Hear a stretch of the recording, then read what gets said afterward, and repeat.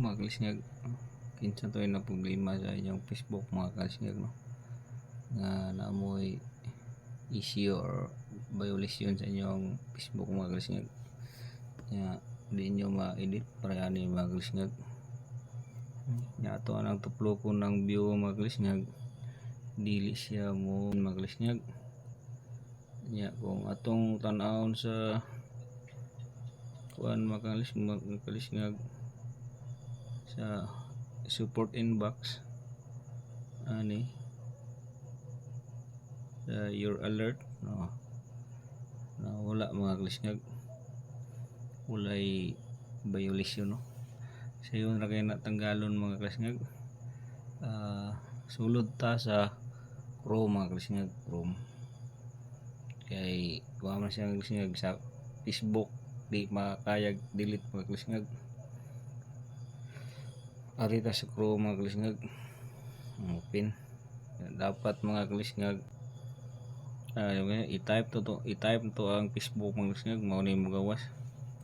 Okay, tanaw ni ang kining login at Facebook mga kalisngag.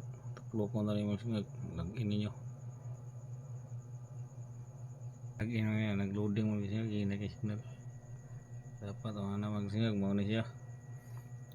Dapat nga ani mo gawas mga kalisngag. Kung dili gani ani mo gawas kining kilid tulo kada tuplo ko tadi mga kalisngag na, then ini this stop site ato nang chikon nawa di na to wala to i-check mga kalisngag. Mao ni siya mo gawas na dapat atong i-check mga kalisngag. Check na check na siya mga kalisngag. Mao ni mga kalisngag dito tuplo ko ning dashboard mga kalisngag ni dashboard loading pa mga kalisngag. Tuplo ko ning dashboard, mao ning nigawas mga kalisngag. Ini tanaw na to niyang media business, ining media business mga kalisngag i-open. Mao ni siya pag-open mga kalisngag, di na adre gamay na content mga kalisngag. Ini yeah. Sa mga kalisngag kini mga kalisngag kining content to popon.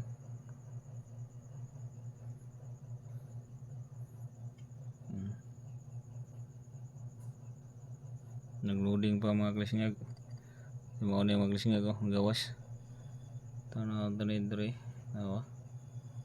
awa nang nayilo bitaw mga kalisngag. Ini mga kalisngag nangilo, bantay mo nangilo. Mao na nga medyo ang inyong violation mga kalisngag, dapat i-delete ta na mga kalisngag. Adto mo sa inyong post pag delete, then pagbalik nyo Facebook mao na mga kalisngag. Dali ra kay na i-delete mga kalisngag datong Facebook mga kalisngag sa inyong gi-post. Tanawa lang ang inyong video ug unsa nga wanang na ninyo mga kalisngag.